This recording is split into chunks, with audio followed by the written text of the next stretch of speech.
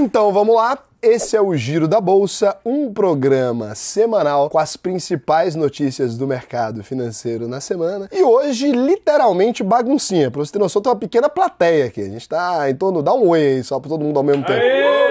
É isso, estamos com uma pequena plateia hoje. A gente começa aqui daquele jeitão de sempre, né? Quem é sardinha raiz já deixa o likezinho na confiança. Se você não é um sardinha raiz ainda, segura a sua mãozinha. Considera deixar o like e se inscrever se o vídeo te agregar, te trouxer algum conhecimento que você ainda não tinha.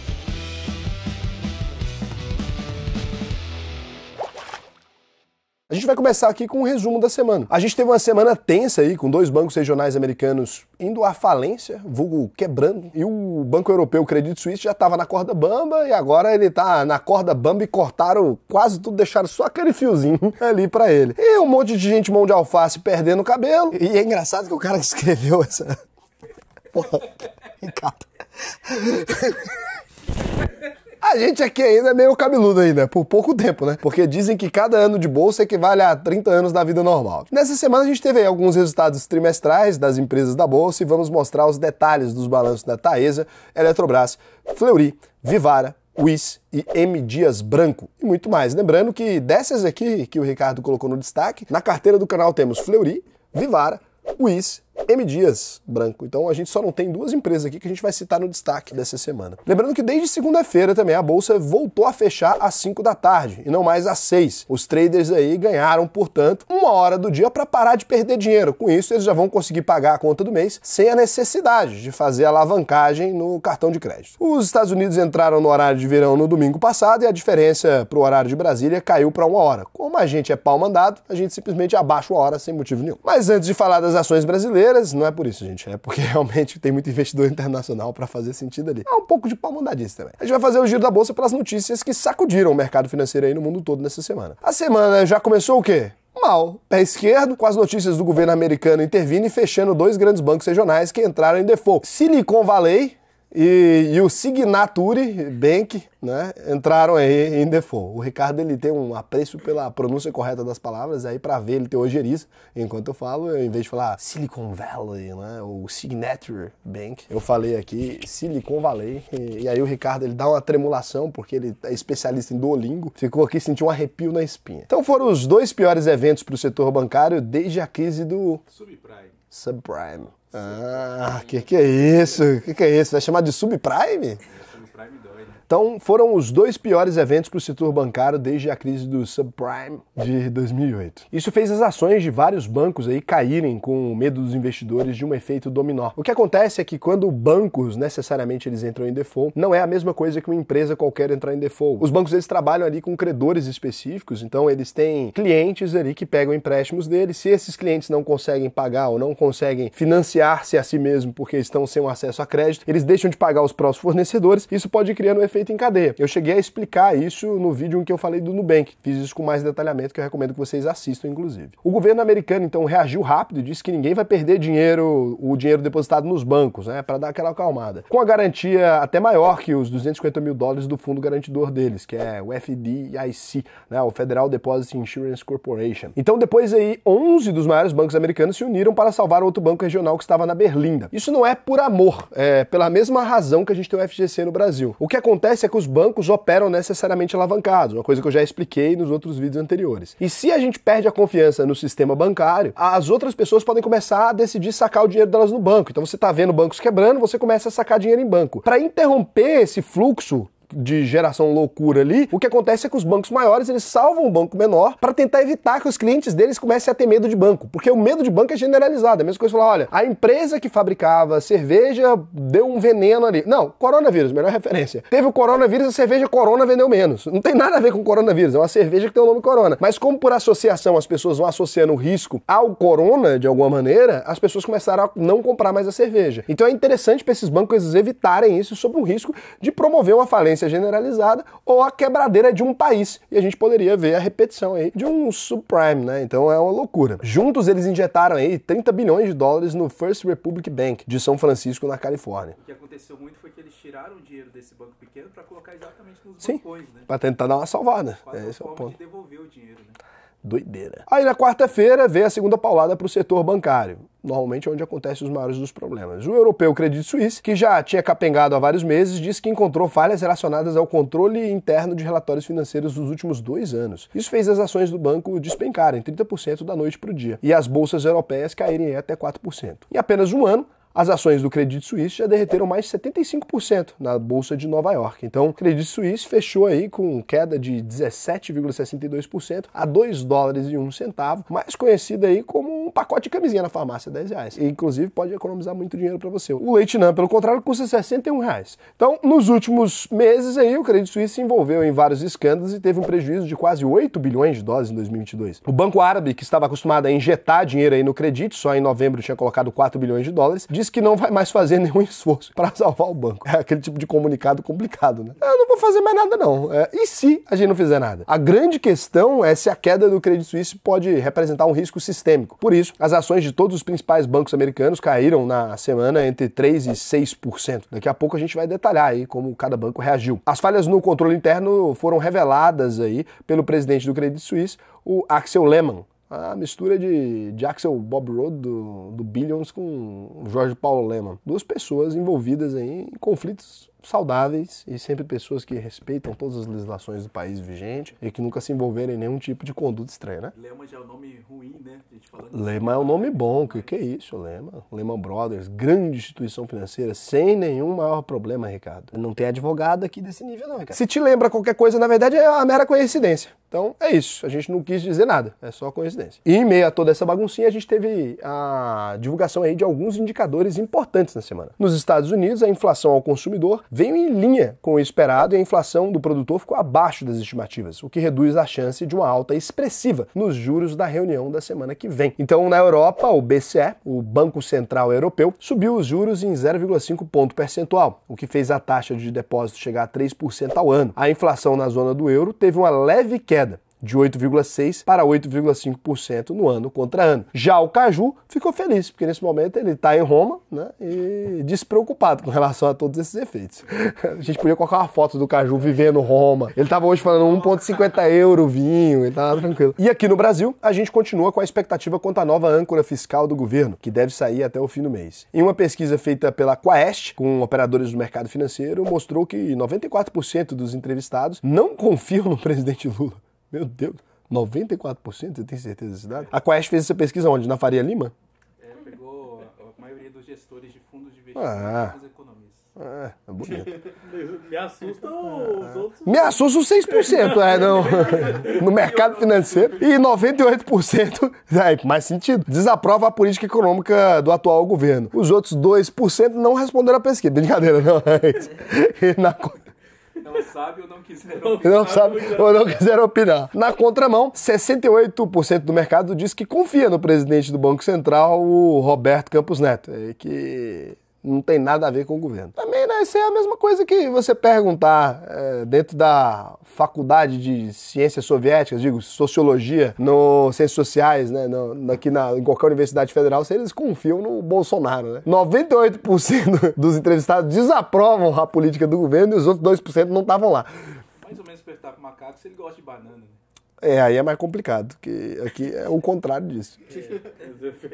Aqui os macacos não gostam de banana, nessa pesquisa aqui. A gente vem agora para os índices. A gente está tentando caçar um jeito de arrumar um problema com esse programa, né? A gente vai conseguir. Em breve o Twitter vai descobrir a gente, vocês vão ver onde a gente vai parar. O Ibovespa abriu a semana aí com 103.607 pontos e fechou com 101.981 pontos. Bateu os 100 mil pontos na semana, né? E fechou aí com 1,57% de queda nos últimos 5 dias a 101.981,53 pontos. Eu fiz um vídeo aqui que vai sair na segunda-feira sobre por que isso é irrelevante, mostrando números concretos. O dólar terminou a semana valendo R$ 5,27, com 1,08% de alta, não uma coisa totalmente previsível, né? Se a bolsa cai, o dólar sobe. Por quê? Porque é fluxo de capital estrangeiro saindo do Brasil, conversão, papapá. A semana também foi ruim para as petroleiras, com o petróleo Brent caindo 12% por causa dos riscos globais relacionados principalmente ao setor bancário. E também, em partes, a meteção de louco do Putin, a gente não queria mencionar isso aí, mas a meteção de louco do Putin resultou no fato dele ser condenado aí pelo Tribunal de Haia, e aí é nabo. A gente não vai entrar muito nesse aspecto, porque é uma notícia muito mais política do que econômica, mas acaba afetando. Do ponto de vista aqui agora das empresas da bolsa, o momento que a gente relaxa e para de pisar em ovos, né? Que é uma parte que a gente pode comentar sobre mais coisas. As empresas dificilmente ficam irritadas com a gente, vez ou outra manda um e-mail, a gente põe na caixa de spam, não tem muito problema. Taesa, TAE11, né? Uma das empresas mais cobiçadas da bolsa, a transmissora Aliança, especializada em transmissão de energia elétrica. Quer explicar porque o filezinho ali da transmissão? Você não tem toda aquela trabalheira para produzir energia, né?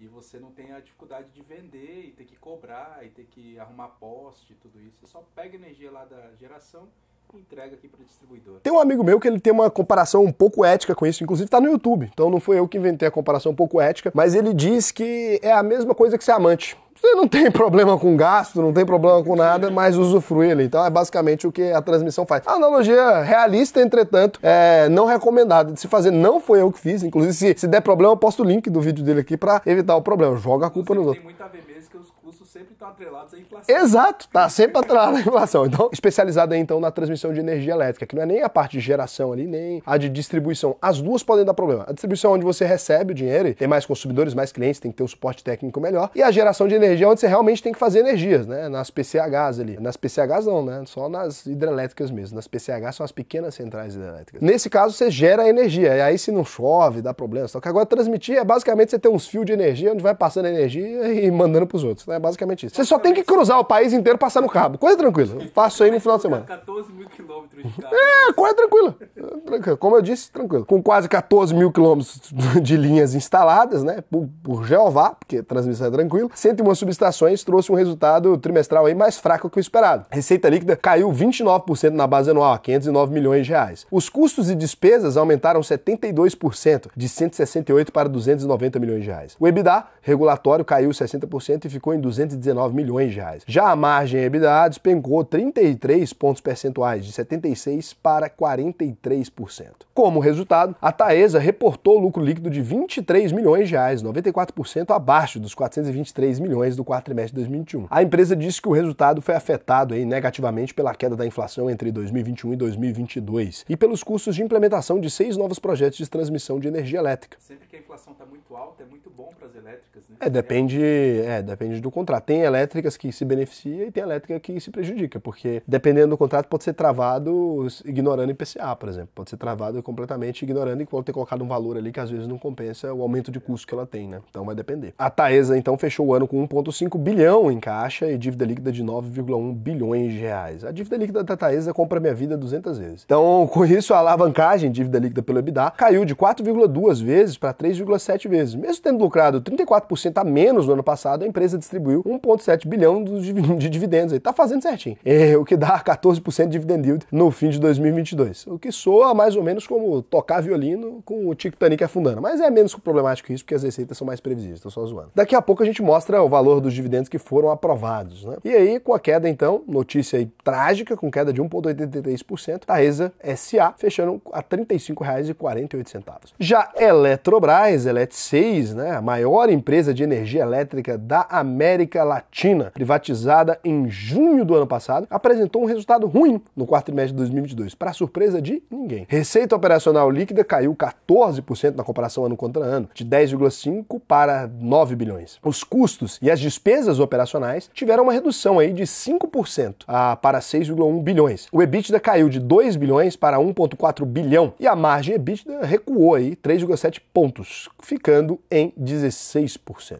A Eletrobras reverteu o lucro líquido de 610 milhões de reais do quarto trimestre de 2021 e teve prejuízo líquido de 479 milhões de reais no último trimestre de 2022. Aquela, né? Se arruma a noiva para fazer um IPOzinho ali ou para fazer uma oferta e depois dá aquela embarangada. Lavou o rosto, já era. Então a Eletrobras disse que o resultado foi influenciado por alguns fatores, entre eles o plano de demissão voluntário, né, feito em dezembro, com custo total de 1,2 bilhão, as chamadas provisões para crédito de liquidação duvidosa relacionadas à empresa Amazonas Energia, no valor de 2,5 bilhões, e a diminuição das receitas e aumento das despesas financeiras provocados pela alta da inflação de 2022. No acumulado de 2022, a Eletrobras viu o lucro cair de 5,7 para 3,6 bilhões. Como a notícia foi negativa, a bolsa mantendo o padrão de sempre, alta de 4,02%, Eletrobras fechando a R$ 34,70. A Fleury FLRY3, um dos maiores grupos de medicina do país, especializado em diagnósticos médicos, empresa que está na minha carteira, com mais de 300 laboratórios em todo o país, divulgou mais um resultado fraco no último trimestre de 2022. Uma grande injustiça. A Fleury adquiriu um monte de empresas e tal, é óbvio que o resultado veio um pouquinho prejudicado, né? O período de muita aquisição é sempre complicado. Mas o Ricardo não perdoa. Para ele é fraco, é fraco. Comprei metade do planeta. Pois é, mas não tá lucrando. É fraco. Então, receita líquida de 1,1 bilhão de reais aí, com alta de 9,5% na comparação ano contra ano. As despesas operacionais aumentaram 18% para 141 milhões de reais. O EBITDA caiu 11% e ficou em 232 milhões e a margem EBITDA caiu 5 pontos, fechando aí em 20,9%. Como resultado, a Fleury reportou lucro líquido de 31 milhões, 56% abaixo dos 70 milhões registrados no quarto trimestre de 2021. A empresa fez várias aquisições em 2022, com destaque para a incorporação aí da Hermes Pardini, a Pard 3, está aguardando aí a aprovação do CAD, né? O Conselho Administrativo de Defesa Econômica, que verifica ali se você pode ou não fundir com alguém. Juntas, as empresas vão ter uma receita total de quase 7 bilhões de reais. Dá para comprar 2 pacotinhos de fandangos no preço de hoje. Em dezembro, a Fleury fez um aumento de capital de 847 milhões de reais, o que fez a alavancagem, né, a dívida líquida pelo EBITDA, cair de 1,7 vezes para 1,2 vezes. Em todo o ano de 2022, a empresa lucrou 308 milhões de reais, 12% a menos que os 350 milhões de 2021. Depois do resultado trimestral, as ações chegaram a cair 5%, mas acabaram se recuperando. A notícia não tão positiva, a Fleury com alta de 1,54% a R$ 14,51. Pensando assim, o IBR3 deve ser uma empresa maravilhosa, né? Só cai. Deve ser o excesso de notícia positivo. Talvez, né? Para toda regra tem uma exceção. Sabe que isso é um dos maiores dilemas do mundo. Toda regra tem uma exceção? Sim. Então, qual é a exceção dessa regra? Tem que ter pelo menos uma regra que não tem uma exceção. Essa é a regra, essa é a exceção. Então, vai ter que ter pelo menos uma regra que não tem uma exceção para essa regra ser verdade. Nossa. Nossa. Mas sabe que isso é um dilema seríssimo, cara. Não é uma coisa simples de ser resolvida, não. Um dilema filosófico. É verdade, é verdade. Então agora a gente vem aqui pra Vivara, Viva 3, a maior rede... Você quer rir do nome da Vivara? Pode rir. A quinta série...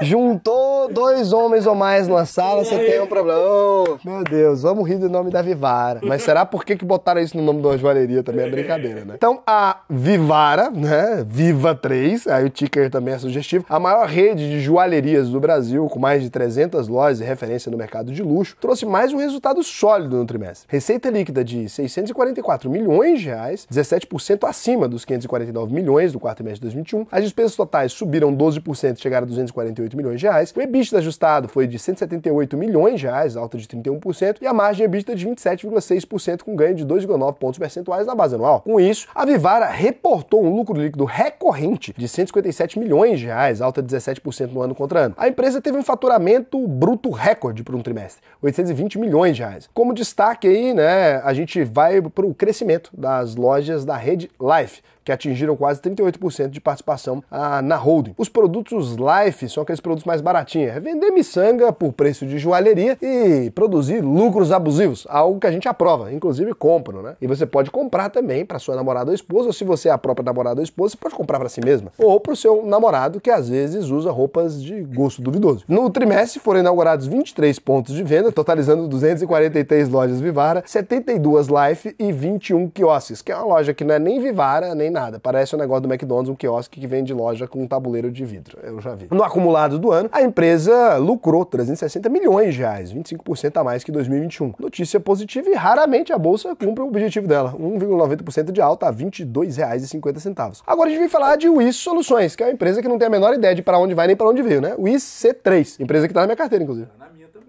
Tá na sua também? Maravilha, o Wiz era dona de todos os contratos da Caixa, todo mundo sabia que ia acabar. Mas ninguém acreditava que ia acabar mesmo. Então todo mundo comprava. Um dia acabou. Então a empresa especializada na gestão e distribuição de seguros, basicamente eu vendo e falo que vendi e vou controlando se estão pagando, e produtos financeiros apresentou um resultado um pouco mais tímido no quarto trimestre. É tímido mesmo, Ricardo. Tímido foi uma palavra boa, né? Tímido. Então a receita líquida de 195 milhões de reais, alta de 38% na base anual, menos tímida até. Os custos e despesas aumentaram 28%, 1%, de 81 para 103 milhões, e isso gasta mais dinheiro, tá? Os contratos tá vindo. O EBITDA gerencial subiu 43% para 93 milhões e a margem EBITDA caiu 1,6 ponto percentual e ficou em 47,9%. Se você, CEO da WIS Soluções, quiser vir aqui fazer um podcast e explicar essa história pra gente adoraria entender. Na última linha, a WIS reportou lucro líquido de 36 milhões de reais, queda de 13% na comparação com os 41 milhões do quarto trimestre de 2021. Lembrando que a WIS ficou quase 50 anos fazendo a gestão dos seguros da Caixa, que acabou rescindindo o contrato em 2021. A empresa conseguiu dar a volta por cima e aumentar o portfólio e diversificar as fontes de receita. Ainda não, mas é uma expectativa que a gente tem. Mas já dizem que conseguiram. Do quarto trimestre de 2021 para o quarto trimestre de 2022, o peso dos contratos da Caixa caiu de 31% para 21% do total. Se tirar esses 21%, vai para prejuízo. A evolução da receita bruta, então, aí você consegue ver nos gráficos. Principais clientes da WIS hoje, da BMG Corretora e BRB Seguros. Ela também tem um contrato com o Banco Inter, sabia? Um contrato relevante. Ainda não sei se começou a dar algum retorno. O pessoal de seguro também da Polishop. Polishop, vender seguro de batedeira é bom, e ninguém usa. Você compra e esquece. Você aceita seguro, senhor? 3 anos de cobertura na batedeira. A batedeira queima, quem que vai achar esse papel desse seguro, gente? É bom. Vender coisa que o povo não vai usar é a melhor coisa que existe. Se vocês quiserem, eu vendo pra vocês um seguro aí, ó, agora pra você fazer, um seguro de chuva. Mas eu vendo de seguro de chuva no mês que não chove na sua cidade. E aí você pode fazer aqui comigo um seguro de chuva. Se chover, eu te pago aumentos. E você me paga R$99. Então, o resultado trimestral não agradou ao mercado, né? E as ações caíram mais de 15% na sexta-feira, fechando a semana com queda de 12,72% a R$5,83, para tristeza minha e do Ricardo, que a gente é acionista aqui. Alguém mais investe WIS? Eu gosto de WIS. Dá vontade de comprar um pouco mais. Eu gosto de WIS, eu gosto muito da empresa. Tô brincando, mas tem um vídeo só explicando. Eu já investi na WIS sabendo do fim do contrato com a Caixa. Já na M. Dias Branco, M. Dia 3, maior vendedora de farinha fora o PCC do Brasil, referência na fabricação de biscoitos e massa, a empresa está presente aí em mais de 90% dos lares brasileiros, perdendo também pro PCC. Com marcas como Vitarella, Fortaleza, Piraquê, Adria, Richester e Isabela. Mas o resultado trimestral acabou decepcionando. Receita líquida de 2,7 bilhões de reais, alta de 27% na base anual. EBITDA caiu 33%, de 182 para 121 milhões de reais, e a margem EBITDA caiu 4 pontos e ficou em 4,4%. Como resultado, a M. Dias Branco viu o lucro líquido cair 90% no ano contra ano. Saiu de 151 milhões de reais para 15 milhões no quarto trimestre de 2021. Segundo a M. Dias, pesou no resultado o aumento dos custos de produção, os efeitos da guerra na Ucrânia, principalmente sobre a cotação de insumos como óleo e o trigo, e a empresa também encerrou o ano aí com um lucro líquido de 481 milhões de reais, pouco abaixo dos 505 milhões registrados em 2021. Já era esperado uma queda por causa do aumento dos insumos, mas a queda me surpreendeu. Não surpreendeu ao mercado, o Ricardo não colocou que era surpresa ao mercado. Mas eu que não sou o mercado fiquei surpreso. Notícia então estranhíssima, negativa, alta de 0,73% em M. Dias Branco a R$ 31,82. Então a gente vem aqui agora para o resumão dos resultados, que é aquele momento que você dá aquela olhada na minha careta e vai acompanhando aí os resultados que aconteceu. Tem resultado aqui que não vale a pena a gente ficar mencionando, né? Então você vai só dando aquela olhadinha. Então, ó, os traders aí estão muito felizes, né? Com o resultado da empresa específica. Ah, tem empresa aqui que os traders estão felizes, mas tem mais de uma. Isso aí não pode essa piada, não. O que é isso? O que é isso, pessoal bacana? Pessoal, gente fina do Traders Club, você fazendo piada, Ricardo. A gente lucra mais que o Trader Club. Se você quiser investir em investidor sardinha, a gente vale menos, lucra mais e tem margens bem melhores. E a gente passa menos vergonha também. Aqui do ponto das rapidinhas, o que é uma rapidinha? Rapidinha é um intercurso sexual breve que visa atingir rapidamente o orgasmo. Segundo o Google. Não é isso não. Ah, A rapidinha é uma notícia, né, que não é nem relevante o suficiente para estar ali nos destaques e nem relevante o suficiente para deixar de mencionar. Ou o intercurso. Mas assim, é aquela coisa que não é nem irrelevante o suficiente para você deixar de fazer. Às vezes tá na cozinha ali, bateu um lance. Pode fazer. E também não é memorável o suficiente você sair contando que estava fazendo isso aí, né? O Banco Inter, Nasdaq e NTR reverteu um prejuízo de 56 milhões de reais na base anual e teve lucro de 29 milhões de reais no quarto trimestre de 2022. O banco aumentou a oferta de crédito, viu a base de clientes subir 50%, mas também sofre com a inadimplência. É isso que dá ficar arrumando cliente nas universidades, né? Que chegou a 4,1%, dívidas mais 90 dias. No acumulado do ano, o prejuízo total do Banco Inter caiu de 55 milhões em 2021 para 14 milhões em 2022. É aquele prejuízo que é pequeno, né, para eles, mas é grande para mim. 14 milhões de reais. E o Inter & Company Inc., agora, né?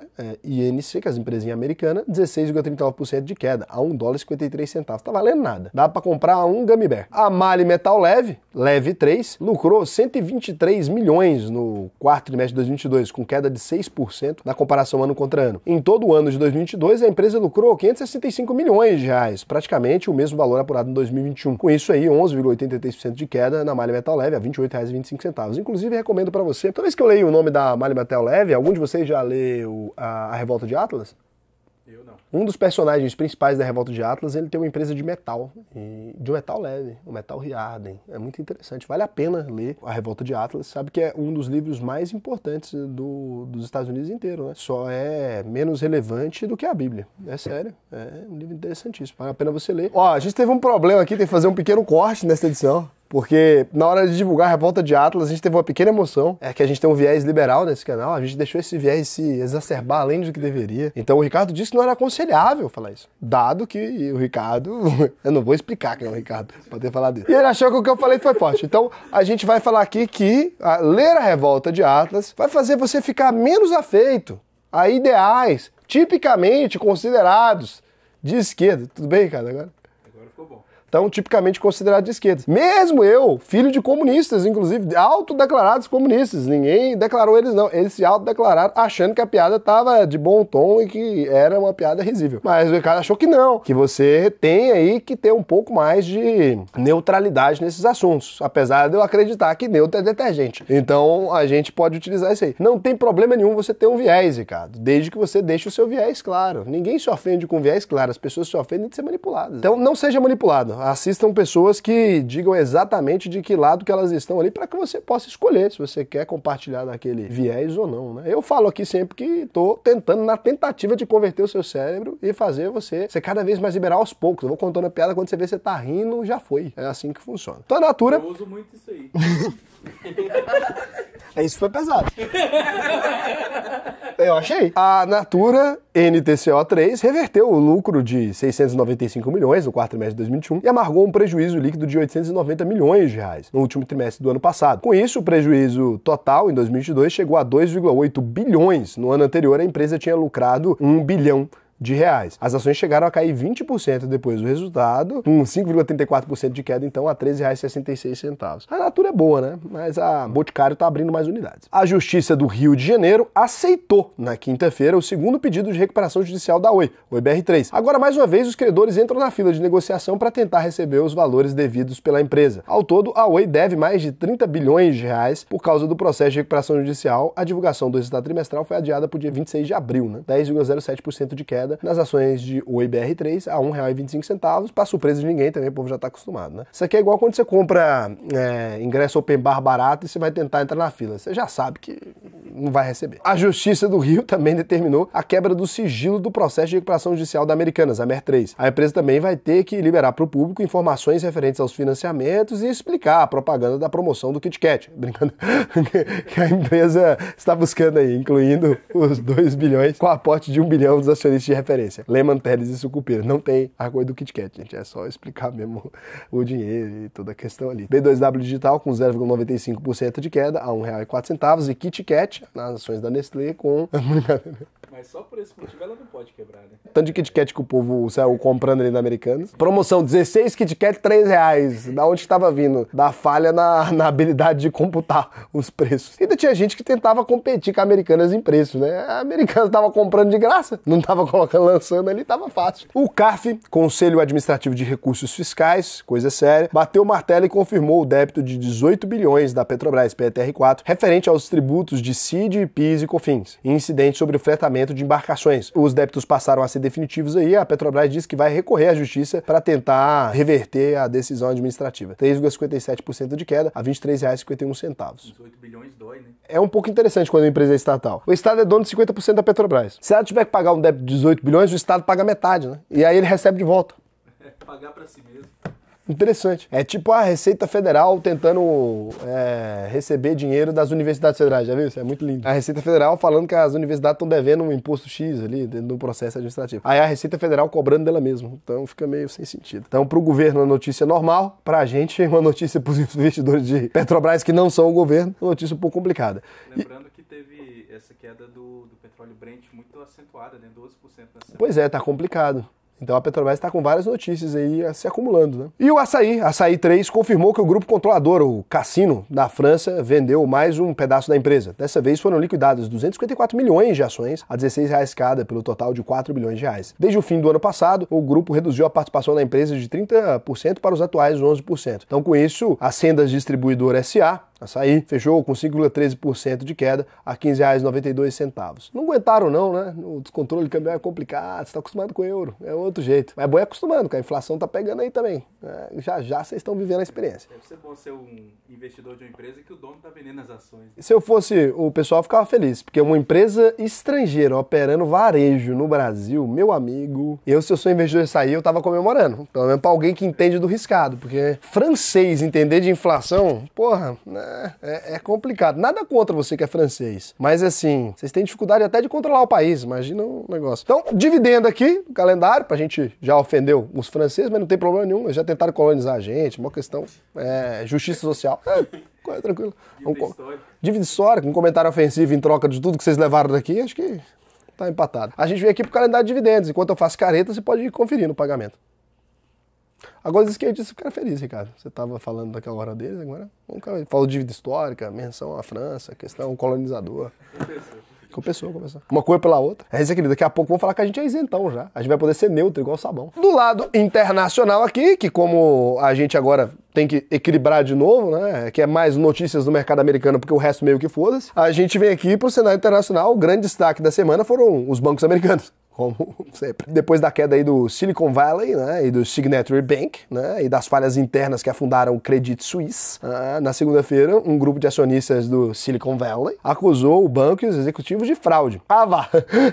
Eles entraram com ação judicial pedindo reparação de danos porque, segundo eles, o banco escondeu informações relacionadas à crise de liquidez provocada pelo saque em massa dos clientes. O banco entrou em colapso depois de relatar uma perda de 1,8 bilhão de dólares, que fez os correntistas começarem uma corrida para sacar os depósitos feitos no banco. Depois da quebradeira aí, o Banco Central Americano, o Fed, diz que vai fazer uma revisão em todo o processo de regulamentação do Silicon Valley e que vai entregar os resultados no dia 1º de maio, vulgo dia do trabalho. Esse trabalho vai ajudar o Fed a evitar novos defaults em outros bancos regionais americanos. Eu duvido, já falei o banco pra caramba, toda vez eles falam que vai fazer a mesma coisa e continuam falindo. No fim das contas, entre os mortos e feridos, sobraram quase todos, né? As bolsas americanas fecharam no azul, com o S&P 500 subindo 1,49%, mostrando que 90% dos investidores americanos não tem noção nenhuma de risco. Então, a 3.916,64 pontos. O Nasdaq Composite aí, mais o índice da baguncinha das empresas de tecnologia, subindo 4,27%, com 11.630,51, movidos aí pelo ChatGPT e o Web3. Brincadeira, movidos por as notícias positivas referentes ao setor. Mas os bancões americanos foram os que mais sofreram na semana, com parte do mercado temendo tal risco sistêmico. Eu também tô temendo. Eu tô junto com os bancões americanos, sofrendo o risco sistêmico. Aliens também. Tem a Allianz também. Na semana teve notícia com a Allianz ainda, pra acabar de fuder. O Bank of America caiu 3,80% a 27 dólares e 82 cents. O Citigroup, já meio complexo, 44,25 dólares, com 5,83% de queda. O JP Morgan Chase, que já tem costume com crise, 4,11%, a 125 dólares e 81 cents. O Wells Fargo, que além de costume com crise, tem costume também com revoluções internas, pesquisa documentário, a 5,01% de queda, 37 dólares e 76 cents. O Goldman Sachs, 6,67%, 303 dólares e 54 centavos. O Morgan Stanley, aí não vou falar nada, porque tem sucursal no Brasil, e eu não quero me comprometer, 5,83% de queda, a 84 dólares e 18 centos. Mas eles Quero não. melhor porque eles estão fazendo garrafa térmica agora. O Morgan Stanley? Só o Stanley. O Cobb Stanley, é verdade. O Cobb Stanley aí tá bombando. Porra, que não é do Morgan Stanley, pra gente evitar o processo também. Então, criptos. E pra manter as tradições desse programa sensacional, agora a gente vem pra uma cotação que não serve pra absolutamente nada, porque é uma cotação de criptomoeda que sai no domingo, a gente faz na sexta, com o nosso comprometimento suíço de fazer essa cotação já há mais de 100 programas, sabia? Parabéns, mais de 100 programas falando de criptomoeda sem nenhuma efetividade. Começando pelo Bitcoin, que valia aí no início da semana 22.100 dólares no início da semana. E fechou a semana com a meu Deus, com a cotação totalmente coerente de 26.790 dólares ou 20,93%. Quem nunca subiu 20% na semana depois de cair 16%? É uma coisa absolutamente tranquila. Depois do frio sobe. Exato, depois do frio, só, meu Deus, o Paulo é pior que eu. O Paulo tá expulso das próximas gravações. E o Ether, moeda da rede Ethereum, ou droga usualmente utilizada por jovens adolescentes em festas, né, mais conhecido como Loló, fechou a semana valendo 9,64% de alta a 1.745 dólares e 36 centos. Inclusive, evite utilizar drogas, né, não produz bons resultados para sua mente. Se for fazer alguma coisa envolvendo Ether, que seja comprar Ethereum. Ou inventa o Lolocoin, ia ser bom. Loló Coin. Seria interessante. Aceito em 90% dos lugares duvidosos do Brasil inteiro. Sério, a juventude tem que acabar. Eu sou a favor. Não use drogas. Você vai ficar igual o Ricardo, inventando fonte. Então, o negócio é o seguinte, pra você que chegou até aqui, aguentou esse programa inteiro, né? Que esse foi complicado de aguentar até aqui. 50 minutos, Ricardo? Aproximadamente 50 minutos, depois de todos os cortes, com as besteiras que a gente falou, 13 minutos, talvez, você assistiu. Você pode acessar aí auvp.com.br e fazer a sua análise de perfil. Se você for aprovado no processo seletivo, você vai aprender a investir comigo, né? Então vai ser muito legal, eu mesmo vou te ensinar, eu mesmo faço as lives, a gente continua, apesar contrariando estatísticas, sem ainda nenhuma reclamação no Reclame Aqui. Então, 5 reclamações são elogios, porque os nossos clientes são pessoas legais. Há 2 anos no Reclame Aqui, perfil verificado, 12 mil visualizações e ainda sem nenhuma reclamação, somente com elogios ali. A única empresa, pesquise o nome dos concorrentes, eu sempre indico, acho prazeroso. Enquanto nenhum dos nossos concorrentes devolve o dinheiro se você não ficar satisfeito, a gente continua podendo falar a frase que a gente é o melhor, porque se eles fossem bons mesmos, competiam. Então, é isso. Faz lá, beijão pra vocês. Dia 30, novo início de turma. E recado final, com o Paulo Cuenca. Qual que é o recado final, Paulo? O recado final é um conselho pra vida, uma coisa que você aprendeu e que se aplica à vida.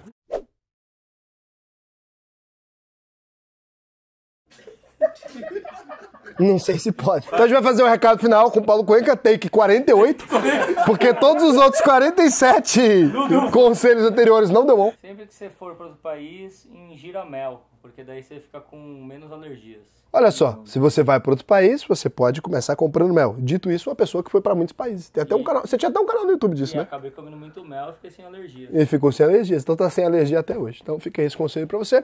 Um beijo para você. A gente tinha um outro conselho sobre impotência sexual, mas a gente vai deixar pro próximo vídeo.